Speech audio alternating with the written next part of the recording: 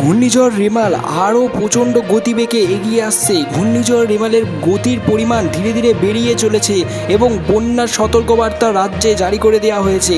যত ঘূর্ণিঝড়ের পরিমাণ যত বাড়বে, এই যে বেগের পরিমাণ ঘূর্ণিঝড়ের রেমালের যে বেগের পরিমাণ বহুত বাড়ছে, যেটা হচ্ছে ঘন্টায় 50 থেকে 70 কিলোমিটারের মধ্যে রয়েছে ঘূর্ণিঝড় রেমালের পরিমাণ।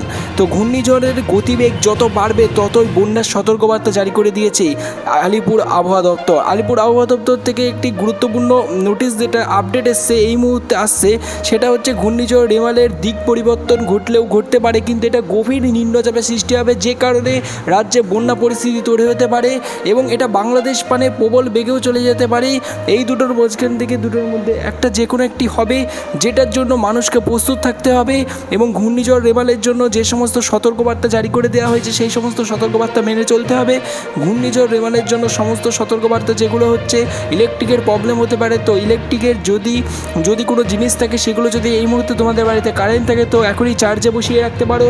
সো আজকের রাতের মধ্যেই সব কিছু মানে তছনছ হয়ে যাওয়ার এমন একটা আশঙ্কা করা হচ্ছে আবহাওয়া দপ্তরের তরফ থেকে, এবং চিন্তায় রয়েছে। আর যারা বিজ্ঞানীরা রয়েছে প্রত্যেকের চিন্তায় রয়েছে।